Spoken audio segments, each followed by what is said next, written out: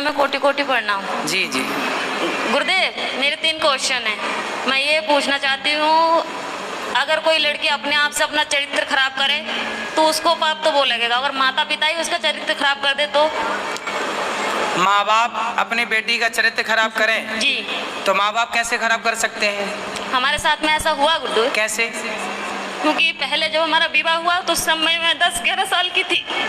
जब आपका ब्याह हुआ? हाँ, तो पर वो विवाह नहीं था, हमें बेचा गया था। आपको किसने बेचा? माता ने हमारी। आपकी माँ ने बेच दिया? किसको बेचा? जिनके साथ में विवाह किया उनसे पैसे लिए गए थे। तो वो कितनी उम्र का था? वो हमसे ज्यादा उम्र के थे। कितने? ऐसे ही लगभग 19-20। वो 19 साल का था। जी। और आप उस समय कितने साल की थी? ऐसे ही 10-11 साल की। जो पहला पीरियड होता है वो मेरी शादी के बाद ही आई। अच्छा, तो उस 20 साल के लड़के के साथ आपको बेच दिया? जी। फिर क्या हुआ?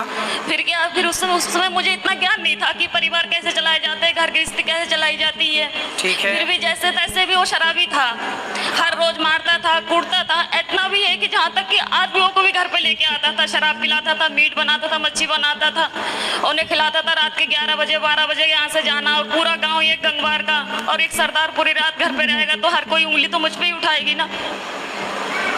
फिर कितने साल चला ये सब कुछ? 9 साल। फिर वहाँ पे एक बेटा हुआ, एक बेटी भी हुई। आपकी बेटी उस समय जब बेटा हुआ तब आपकी उम्र क्या थी? ऐसे लगभग 16-17 साल की थी। आप 16 साल की थी तब आपको बेटा हो गया? जी। ठीक है। फिर उसके बाद में वो मारने लगा, काटने लगा, शराब पी के कभी नाली में पड़ा रहता था, कभी गड्ढों में पड़ा रहता था, वहाँ से उठा उठा के लेके आओ। फिर जब वो ज़्यादा ही परेशान करने लगा तो मम्मी पापा ने वहाँ से घर ले आए। फिर मैंने उनसे ये कहा कि मम्मी ऐसा करो कि अभी मेरे दूसरी शादी मत करवाओ, हो सके वो आ जाए मुझे दोबारा लेने, या फिर मैं कहीं के काम करके खा लूँगी। तो बोला नहीं, तेरे साथ में बच्चा है, अगर बच्चा नहीं है, तेरे साथ में बच्चा नहीं होती तो कोई बात नहीं है, दुनिया तुझ पे ये कहेगी, अच्छी भी रहेगी तब भी दुनिया तुझ पे उंगली उठाएगी। फिर उन्होंने मुझे दूसरा जगह करवाया, दूसरी शादी कर दी? जी। वहाँ से भी पैसे लिए गए। फिर बच्चा हमारे साथ में थे। फिर वो बोल रहे थे कि अगर तो पहले तो कहने लगे थे ये कि हाँ बच्चों को भी सही समझूंगा, फिर बाद में हमारे बच्चों को मारने लगे, कूटने लगे। आप कहाँ हैं? आप क्या है? अब मैं वहाँ से दूसरी जगह हूँ। अब उसको भी छोड़ दिया? जी। आप कहाँ हैं? अब मैं अपने आप से बैठी हूँ। तो आप ब्याह नहीं किया?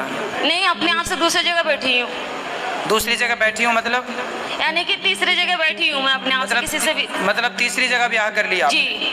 तो तीसरा वाला कैसा है? वो ठीक है, वो बच्चों को अपना रहा है? जी।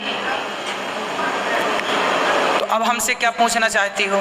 मैं ये पूछना चाहती हूँ, जो मेरे साथ में हुआ इसका पाप कौन भरेगा? इसका पापी कौन है? जी।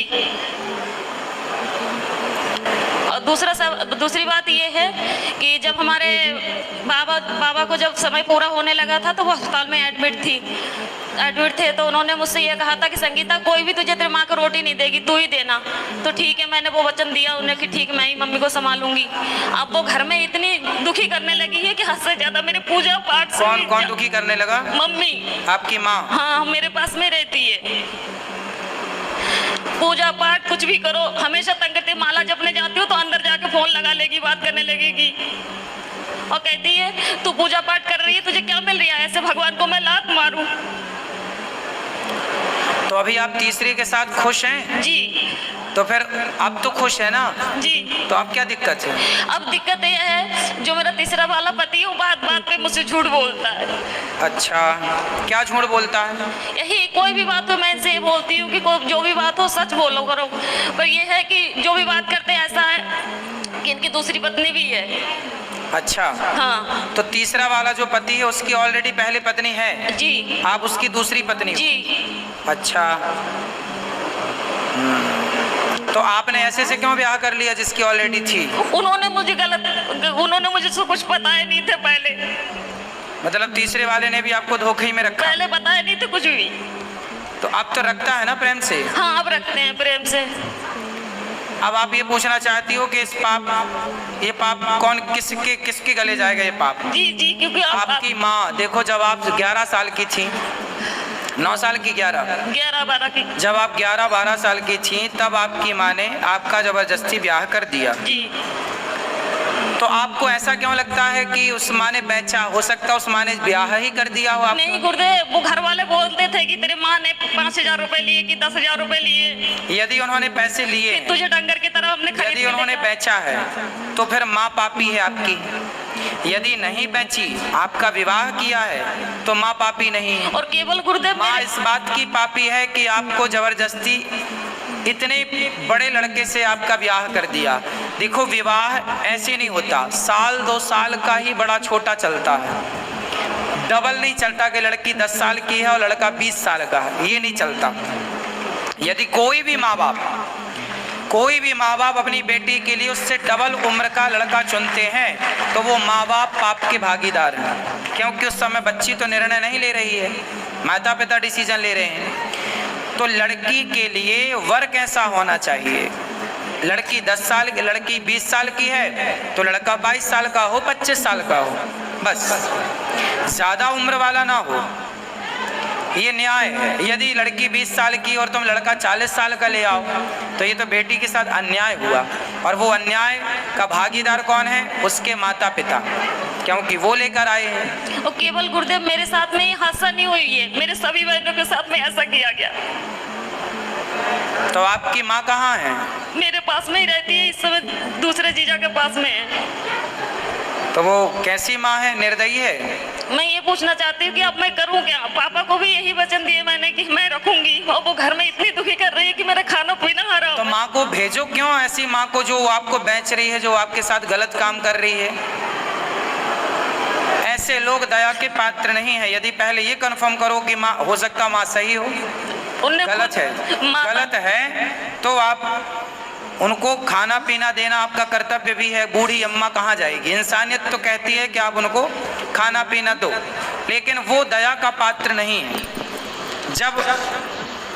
जब धृतराष्ट्र के 100 बेटे मारे गए, तब भीम भैया धृतराष्ट्र को रोटियां ऐसे कुत्तों की तरह देते, बुढ़े खा ला। तो लोग कहते हैं अरे भीम, वो तेरा बाप है, बड़े पिता है ना धृतराष्ट्र, भीम के तेरा बड़ा पिता है, तो कैसे कुत्तों की तरह परोसता है? तो भीम भैया बोले कि मैं ही क्या पुत्र धर्म निभाऊं? ये वही बाप है जिसने भरी सभा में द्रौपदी लुट रही थी और ये चुपचाप तमाशा देख रहा था। क्या मैं ही धर्म का पालन करूं? इसका कोई धर्म नहीं है। ये वही धृतराष्ट्र है जो भीम को गले लगाने के बहाने दबाकर मारना चाहा, वो तो भगवान ने दूसरा पुतला दे दिया भीम का। कुल मिलाकर के ये धृतराष्ट्र इस दया का योग्य नहीं है, दया का पात्र नहीं है। कुछ लोग दया के पात्र होते हैं, कुछ लोग दया के योग्य भी नहीं होते। फिर भी आप दया करके रोटी तो दो, सेवा तो कर लो। अब जो किया उसने वो पाप भोगेगी।